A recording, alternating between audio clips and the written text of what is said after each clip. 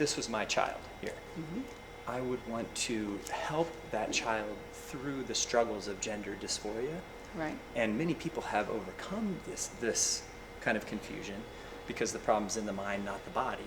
So the Christian worldview would be that it's up to us to tell the truth and to help a young person come to the knowledge of the truth for their own good, for their own benefit. Now, I understand there's a difference of opinion here, that this book, this author has a particular worldview. I have a particular worldview. Can you hand me a book comparable to this that teaches the biblical worldview on the question of transgenderism? Maybe.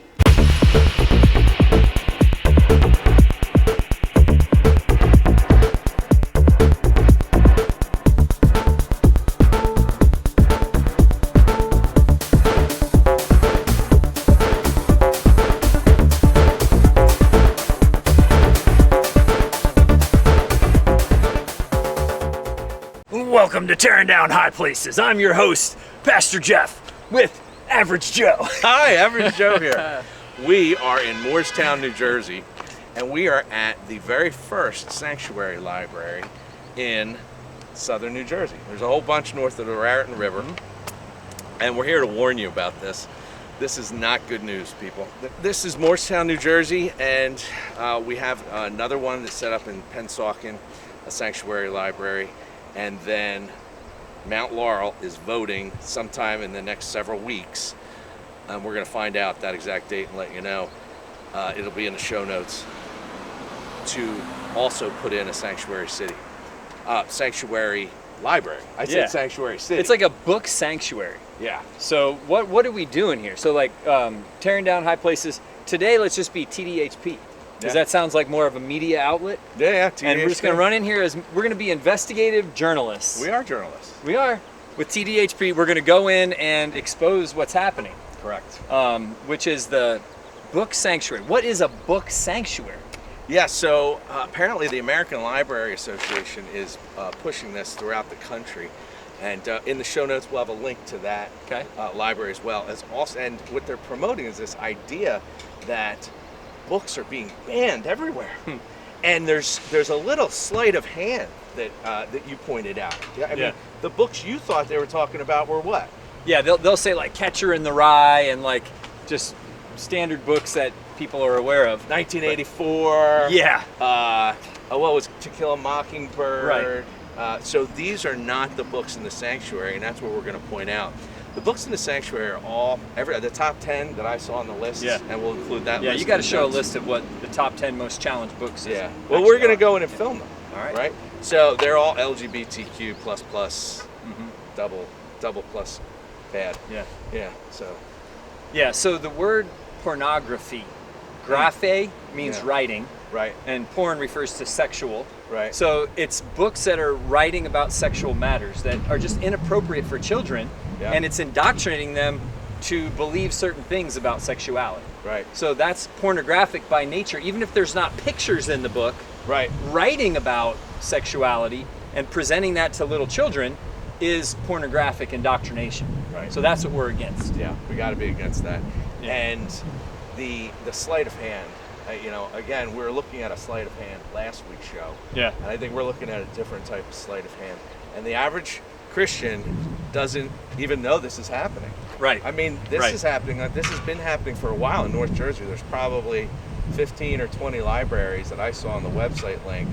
And now Moorestown was very proud to be the very first in South Jersey. And they want to go to Mount Laurel next, where we are. Mount Laurel next, and that's our home turf. You know, I think we should show up at that town hall meeting if they're going to have a vote or something like that. Oh, yeah. Remember when we went to the Andy Kim meeting and he was trying to sell his abortion thing and we brought like 70 believers in there and just completely swamped the meeting. Let's by God's grace, just spoke truth into that dark place, and it was awesome. You know, that reminds me, there's housekeeping that has to be done every week. We got to remind people to please share the show.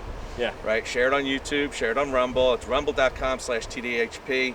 And you can go to cornerstonesj.org and get to the links. You can also go to YouTube and just do @cornerstonesj and you get there.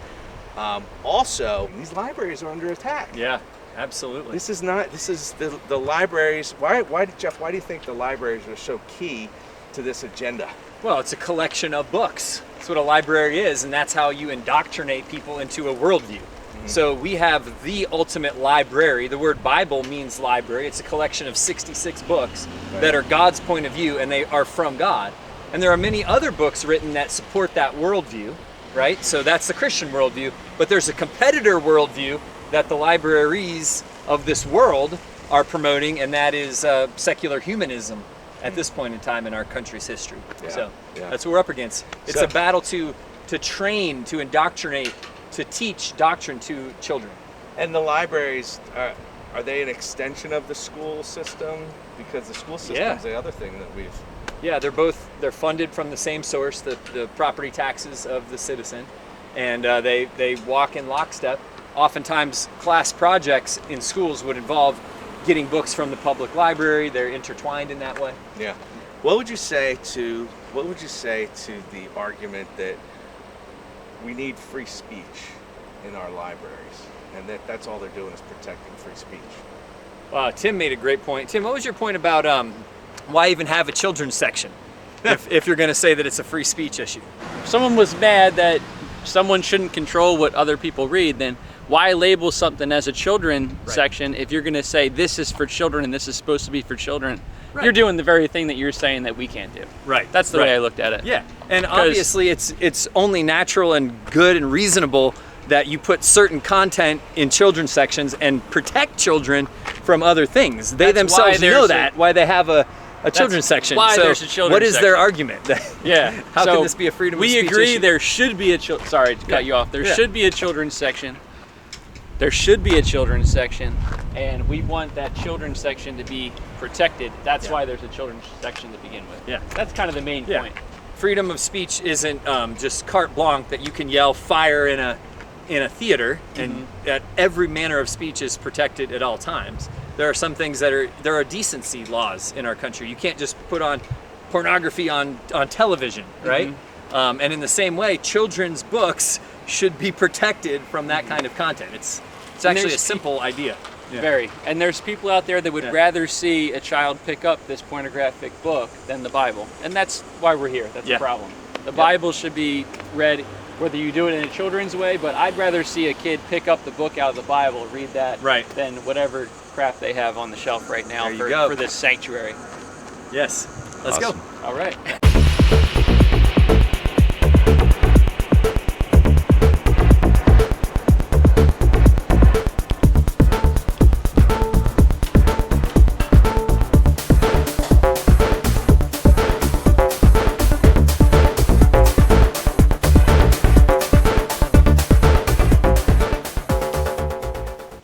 Where do you want to get interviewed?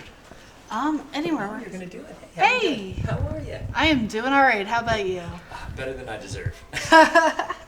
I'm Jeff, by the way. Hi, Jeff. I'm Hannah. Nice to meet you.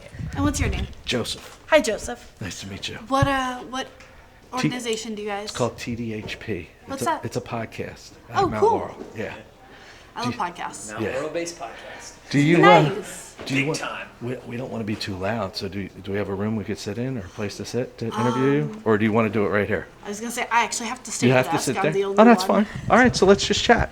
Okay. Okay. All right. So I had already asked her a little bit about what the sanctuary bookshelves are, and they're right over here. Okay. Yeah, We I already didn't get a saw chance to them. look at 'em yet. You haven't seen them yet? No. Why don't we go over there and you Got can it. talk to Hannah Yeah, there? should be great.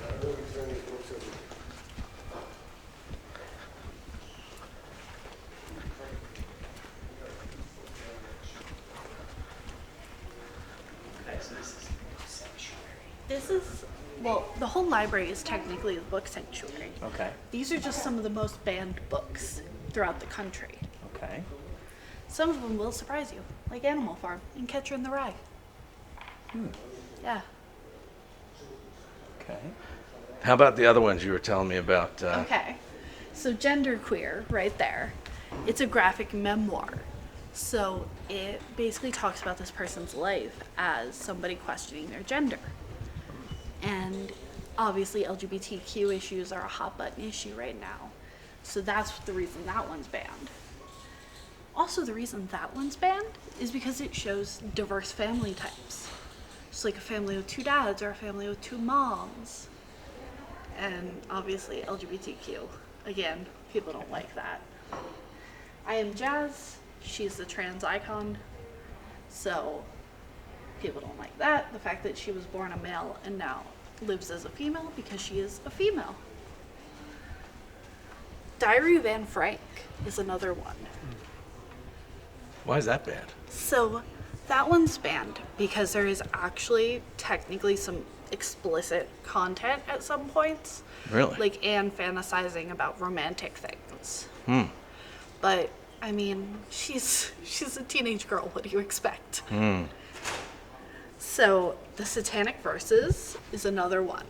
It was actually written by an Islamic author. And it is very criticized in his native country and in Islamic circles. But it's also banned here a lot, actually. And Captain Underpants is one that might surprise you. Well, so you were telling me Captain Underpants is when the kids touch a principal, he No, turns into it. Or they snap their fingers. Their principal turns into a superhero, Captain Underpants, who fights absurd kinds of crime in his underwear. Okay, what is this one here? The Beyond Magenta. So that is about, it's basically essays written by transgender teenagers. So it not only encompasses transgender issues, LGBTQ issues, but also the idea that anyone under the age of 18 should not understand their own gender identity, which is completely false. What about The Bluest Eye? This is Toni Morrison? The Bluest Eye? I'm not sure about that one actually. Okay. Some of these I'm not sure why they're banned, like Catcher in the Rye. I'm not sure why that one is banned, at least as often as it is. What do you think the objection to Beyond Magenta might be from parents? So I think the objection would probably be the fact that teenagers are identifying as transgender. That's a big one, because a lot of parents don't seem to like the fact that their teens can understand their gender identity better than the parents can understand their gender identity. Another thing they might not like is the fact that it is about teenagers who have that experience. So if their teen gets a hold of it, they'll be like, oh my gosh, people like me. Parents don't seem to want to be supportive of that. Do you think there are teenagers who feel like they're in the wrong body, Oh yeah. but then later feel like they're in the right body? So it depends. It honestly, it's personal. It's completely personal. My best friend is transgender. Okay. And he's known since we were in high school, for example. Yeah. But I've known people who haven't known until they were adults. Yeah. Like older adults in their like 50s and 60s. So.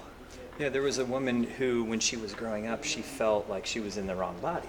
She was a girl, and she only wanted to play with boy toys and always wanted to dress as a boy, and she actually became very distressed when she started to form breasts. And so many people today might give a book like this that would teach her that actually she's physically in the wrong body. Yeah. But her mom actually said, God doesn't make mistakes. He made you as you are. And as she grew, like the hormones changed, you know, going through puberty, getting older, considering the world as God made it, and she describes herself now as a very girly girl. Because things changed as she matured and she came to understand the world as God made it. Gotcha. How do you think a book like this might have changed her if the mom said, hey, honey, you're in the wrong body, read this, versus if she said, God doesn't make mistakes? So I would say it depends on the person. Okay. There are some people who are they have their deep religious convictions, and they say, God doesn't make mistakes. And then their child realizes, okay, that might be true for me. Yeah. There are also people who, if they hear God doesn't make mistakes, they'll be like, well, God must not have put this thought in my head by mistake. Interesting. Yeah. So So the thought might be the problem? I'm saying that people who think God doesn't make mistakes, they think the thought isn't a mistake. Yeah. So therefore, if God doesn't make mistakes, then they are thinking this for a reason. Right. So in Christian theology, God is the author of a perfect world, and he created everything in a perfect, beautiful design. But what happens is, because of human sinfulness, people rebel against God's design. And that's Genesis chapter 3. But because of that, people's thinking is often turned against God rather than aligned to the way God originally designed things to be. So how would this book regard the idea that the problem is actually in the mind, not in the body? So it wasn't in God's design of a man or a woman, but in the thoughts about the body. That the problem could actually be in the thinking rather than in the biology. Honestly, so that honestly is like very personal. For example, Right. like my best friend, knew he was transgender because he was very uncomfortable in his body as a female and in female spaces and having female hormones. He was very uncomfortable. Now that he is expressing himself truly, he feels so much better. He's so much more comfortable. He doesn't mind the spaces he's in. He identifies as a man, and he is a lot happier for that. Right. Well, so I guess the question would be like, by what standard is what he's experiencing now true versus what you describe as false prior, when he was identifying by the gender that his chromosomes dictate? So the experience is more true for him because he is actually able to be true to himself. So he himself would be the standard of that. Yes. Okay. Yeah. So do you recognize that there's a worldview that teaches that view of truth? And to give a book like this to a child is to indoctrinate them into that worldview. We'll be right with you. I don't believe in it that it's an indoctrination. Okay. I believe that because the child has the freedom to explore for themselves, they can choose their own thought process. Yeah. They can choose their own identity, they can choose their own reality, Thank you. all of that. So as a public library, do you have a book that would teach them a Christian worldview? Yes, we do, actually. What is that? So I mean, directly to this issue. yeah, I'm sure there's a Bible in the library, but We definitely have a Bible. We actually have Yeah. have a bunch of different Christian-centered books, actually. okay. Yeah. There's a whole section for that. so let's pretend that I'm a little kid, come walking in confused, and I ask for a book from both sides. Okay. Here's a book that will teach me that I'm caught in the wrong body. Can you hand me a book now that will teach me that I'm not caught in the wrong body, but the problem Yes. is... Yes. Yep. What is We it? do have books like that. I don't know exactly the titles, but I know we do have them. I've Okay. seen them. I've shelved them. Okay. They Yeah. do exist. They exist. That's Yeah. part of the Can I book have one? sanctuary. We're actually Yeah. so we're a sanctuary for everything, everyone. We're doing a story on it. Oh, Do you want to be on our story? Do you want to be interviewed? if you need it, I'm the library director, Okay. and you're with. So it's the TDHP is the name of the podcast we're doing a story for. Oh, Yeah. okay. Yeah. Well, So, I'm happy to answer any questions. well, sure. Well, tell us about your book sanctuary. And what's your name, Joan? It's Joan Serpico. My name's Joseph. Nice Hi. to meet you. Nice to meet All you. right. Hi, how are you? And this is Tim Robinson. Oh, hi. Nice to meet you all. Thank you for coming. Yeah. So, the Moorestown Board of Trustees declared in July at their board meeting through a resolution that Moorestown Library would become a book sanctuary. So, what that means is things are very much the same as they've always been. Our libraries have always been about creating a space where ideas are safe, resources are safe, lots of different viewpoints, and we have an advocacy of the people's right to read what they would like to read or not read what they don't want to read. So that is basically the same. Declaring it a book sanctuary is a way for us to declare to the community that these are still our values, and we continue to support the freedom to read while other places are taking books off the shelf or banning them. Do you accept all books? We don't accept all books. We do have a collection development policy, and it's on our website. Okay. And that explains how books are chosen by librarians. It's usually based on reviews that are in library journals. Those also have age ranges where it talks about the appropriateness of the different material for different ages. So if you have a process to disqualify books, how does the sanctuary differ from a disqualification sense? Right? It seems like you've got one process for disqualifying, but these books, are they getting let in just because a certain group doesn't like them, or what's the criteria? What's the standard that you're using? Oh, for the books in the book sanctuary? Well, I mean, if so let's take the word discrimination out of the cultural context and just use it for, making choices, right? We can't, obviously, you don't have unlimited space, so you Correct. can't have every book in the world here. Correct. So you have to choose some and not others. Correct. How are you making decisions to choose that some don't get in one? Right. It just doesn't logically fit in my mind. I'm sure you have a reason. Yeah, so again, it's not interesting reading, but we do have a collection development policy, and it talks about how do library staff choose the books that come into the library. So most of it has to do with what are the bestsellers. So New York Times bestsellers, we're committed to buying all of those. So there's a list there, and it tells you, do we have them already? Is it on order? If it's a bestseller, then we're going to get it for you. Right. In addition, there are a lot of journals that are published every month or every couple of weeks, and it lists books that have been reviewed by professionals in the industry and says we recommend these books for small libraries, these books for big libraries, these books for school libraries. This is why they're good. And are the sanctuary books different than that? Are they outside of that scope? Yeah, they're not actually separate books for the book sanctuary. So it kind of looks like it is in this display, Right. but the library as a whole has been declared as a book sanctuary. Okay. So what it's saying is libraries have always been about the freedom to read. We've had that in our collection development policy forever. Most libraries have. It declares that we'll have a variety of viewpoints and controversies, et cetera, et cetera. This is a place where people can read what they want. We don't tell anybody what they're reading. So the whole place continues to be that way. These are some books that other people somewhere in the country have said, I don't want you to have that book.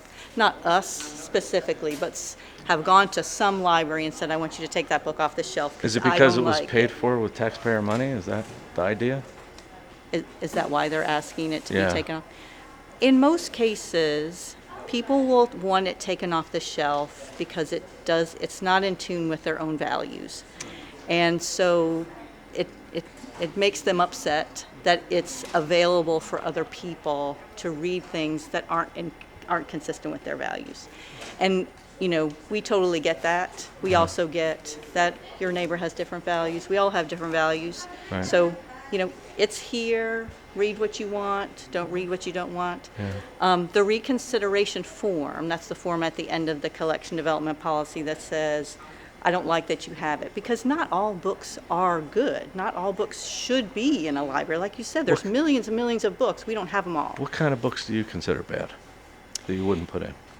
If we had a reconsideration form that basically said, this book is no longer accurate, we might look at that book and say, yeah, when we bought it, it was fine, but now it's not. So maybe we should consider taking it out. What's the standard for accuracy? Well, it depends on the topic. So say, for example, that we thought there was something true scientifically 10 years ago, and now it's not. Right. And the book doesn't appear to be a historical review of that topic, but seems to be talking about what it's like today. So all fiction is good. I wouldn't say all fiction is good. We Okay. don't buy all fiction. Okay. But we do buy the fiction that professionals have read and reviewed and said that it has value. We read about why they said it has value. Because, we have 90 to 100,000 items, but we don't have enough room for all. We don't even have room for all the stuff that people think How do is you good. become a professional? Is that the American Library Association certifies people? Not necessarily. I mean, Okay. publishers are sending out information. Well, like They have a we're variety- publishers.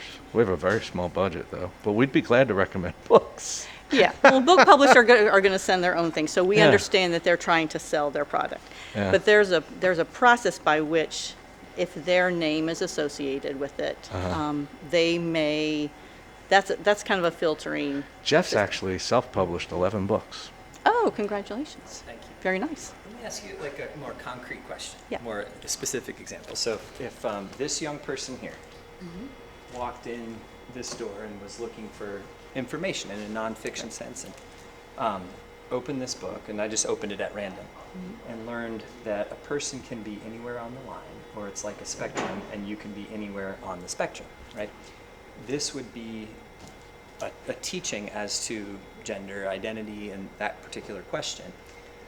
Do you have a book that teaches a Christian perspective on that? So clearly they would run into this, but my view would be that, like, if this was my child here, I would want to help that child through the struggles of gender dysphoria. Right. And many people have overcome this kind of confusion because the problem's in the mind, not the body. So the Christian worldview would be that it's up to us to tell the truth and to help a young person come to the knowledge of the truth for their own good, for their own benefit. Now, I understand there's a difference of opinion here, that this book, this author has a particular worldview. I have a particular worldview. Can you hand me a book comparable to this that teaches the biblical worldview on the question of transgenderism? Maybe. I mean, do you have a title in mind? I can No, I'm check the asking you, catalog. like, imagine that this child is the one asking. Well, then I would look it up in the catalog. I mean, I don't know all of Yeah. the books that we have on hand. Well, so let's say they don't know anything about Christianity or secular humanism and the postmodern conception of what is true and making your own truth and things like that. They have no education on that. They're just struggling because they have a sense that they're in a wrong body. Right. And so they've walked through your door and they've come up to the shelf and they've begun to look here. Is there anything from the Christian worldview that we would find? Again, there might be. I would Yeah. talk with you. Well, you're the we would librarian. sit, Yeah. but I don't know all 100,000 all And 100,000 neither titles. does this child who's struggling. Right? So we would go to the catalog together and we would search and we would find the different perspectives, and I would Yeah. take that child to the section where it talks about it, and they would see the different viewpoints. Okay, can So, we do that? Can I we don't do know how that much now? time- Yeah. How much time do you have? I don't. Like, could you show me one book from the Christian perspective? Well, we could look in the catalog Please. and Yes. and Thank see. you. Thank you. Let's see. I don't know how much has already been published. So we can look here. So we have 24 books on gender, or 24 items on gender identity. So I'm not sure how we would, I mean, I could type in Christian, I don't know. if Well, I it could would just be- look at the 24 titles because I'm pretty familiar with the stronger arguments from like Rosaria Butterfield, who's written on this subject, and other Christian authors. You mind if I just peruse here? Mhm. So these are. We also have something we call suggest a purchase. So if there is an author or a book that you think, or, you know, basically our patrons would think that we should have, Yeah. then there is a form where we ask people to tell us that information. So Yeah. who is the author? I would just suggest to you that this is not a balanced presentation of at least the worldview Well, you're as just you would. looking at 3 of them. Well, sure, Markey and Milwaukee, Right, so there's transgender 24 children of youth. them Yeah. there. Transgender history. Didn't nobody give a blank what happened to Carlotta? Being Jazz. We're familiar with the I Am Jazz in that particular book. Bellies, a novel. The Spirit Bears Its Teeth. Light from Uncommon Stars. Do you notice they're all I- coming from the same secular humanist postmodern worldview? So Tomorrow will be different. The That Pride is Guide. not- Yeah, the I top mean, you're- 10 anyway. Yeah. you're familiar with that, but. No, I'm not I'm familiar with from- all those books, but I'm just reading the title and the rainbow flags and, just Oh, quick, so you're quick looking appraisal. for Yeah. something that I'm has saying the Christian in the title? worldview or- okay, this child that we're concerned about, I don't know where the book is. Oh, this particular child, Mm-hmm. he or she comes in to the library looking for help with gender dysphoria. Right. And as a pastor, I'm teaching young people in ways that they overcome that. And there's many examples of people who do. Oh, you want them to not to have that. No, well, to overcome the dysphoria, because in their mind, they're feeling trapped in the wrong body, which is a tormenting and horrible thing. Some of the young people have testified that their mom told them that God didn't make a mistake. And the young girl accepted that, but still felt wrong. Like when she began to form breasts, she started to feel like this isn't who I was supposed to be. But as she went through those hormonal phases, Right. and grew into adulthood, she actually became a very girly girl and the mother of several children and writes about this and delights in motherhood.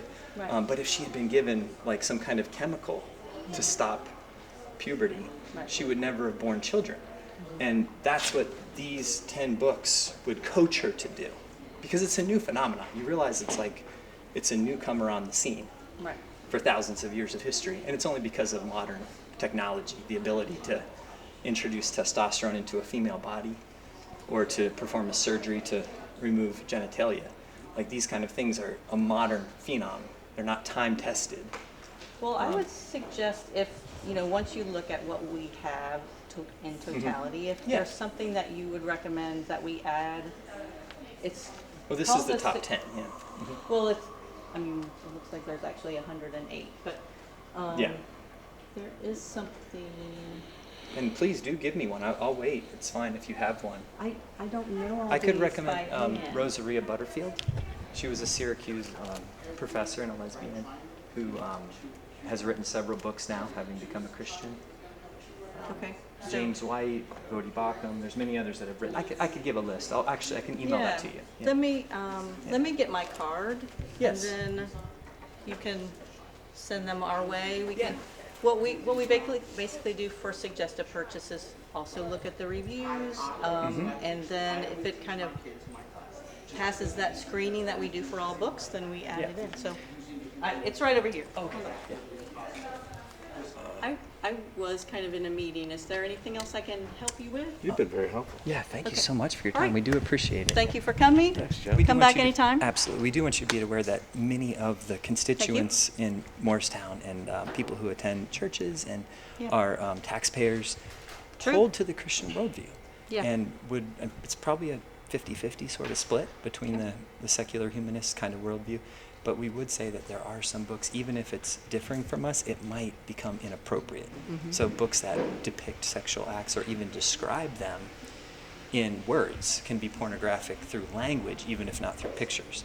So some of the people who are calling for, oh, sorry, I'm not good at some of the people who are calling for quote-unquote book bans are concerned about exposing children to content that would be bad for their development. So it's not always Catcher in the Rye. Yeah. It could be. It's a lot of different things. That's true. It could be books that actually depict sexual acts and things like that. Yeah.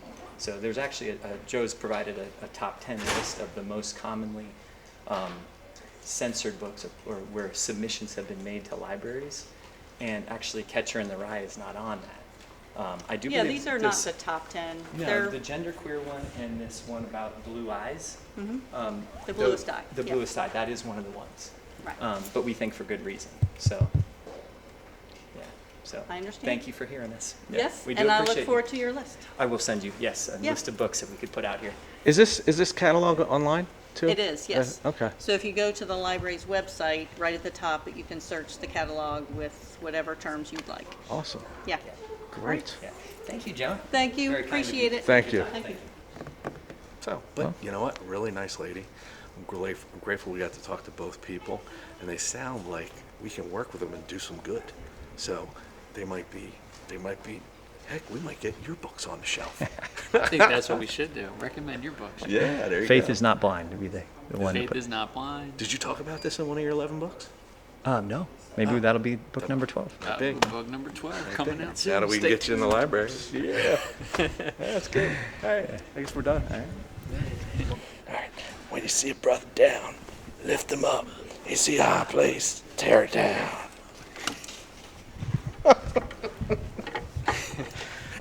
You know, it's amazing how much fun we have as we document the end of Western civilization.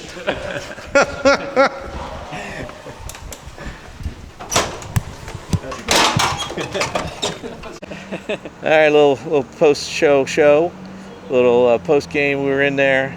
Did a great job, guys. Right? You too, Joe. Great yeah. idea.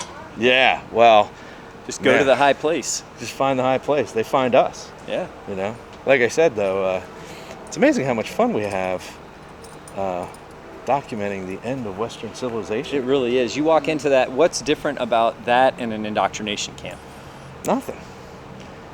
I mean, they are literally teaching kids all this evil stuff. I can't go to the Cherry Hill Library either. Just, you know, I've taken my daughter there, and she's just pulled books off the shelf that are just insane. Like one book she pulled off, the title was like everything a young teenage girl needs to know.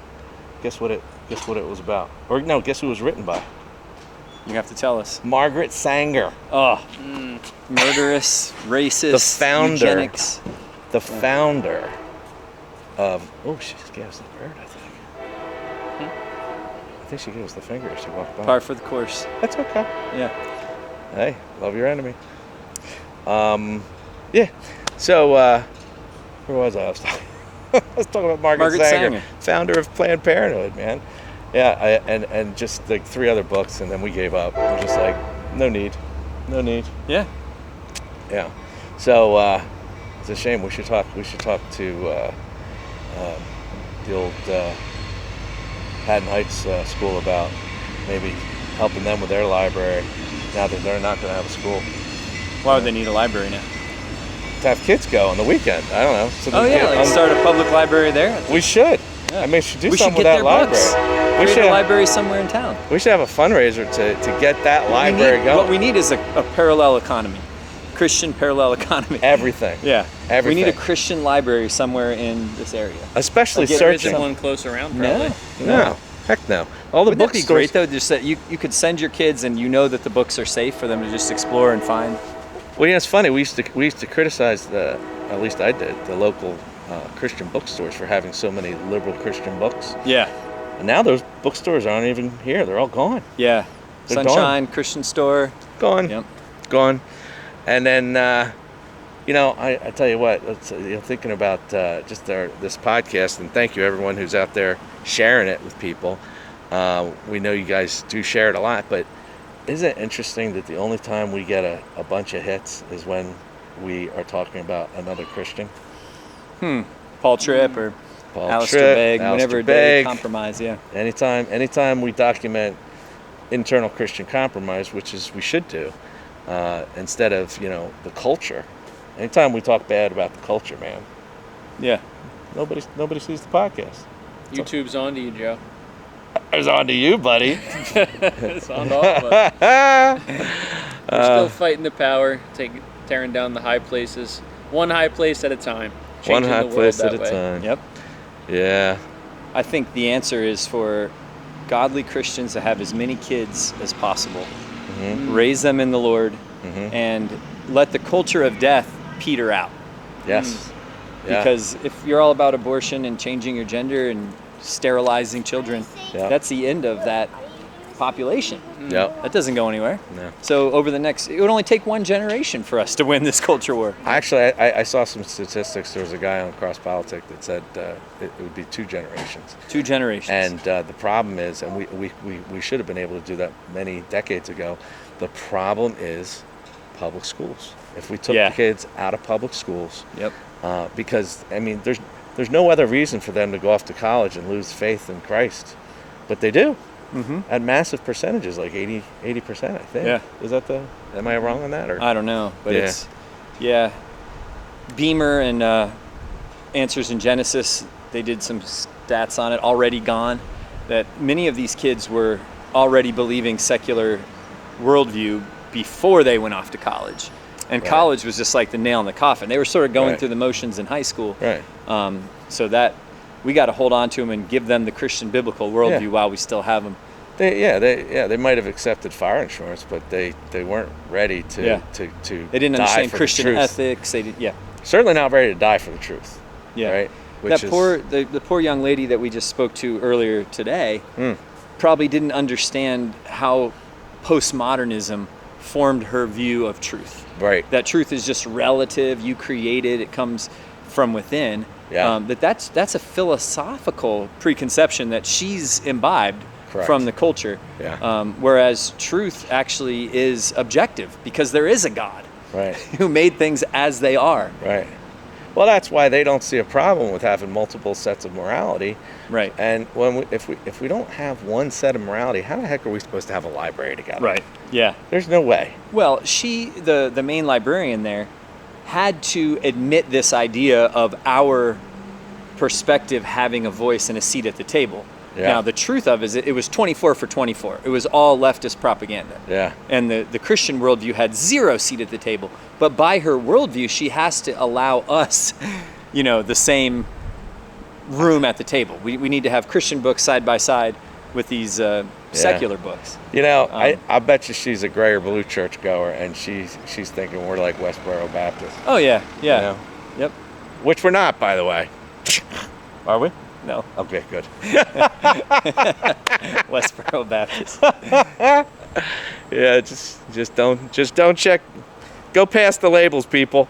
All right. It's as simple as the Bible tells the truth. Yeah. That all of these wars are a war against the Bible. Right. That's really the bottom line. They're rejecting what God says. Hath God really said? Has God it's been really going said? all the way back to Genesis chapter 3. Yeah. That's all this is. All right, let's tear it down again.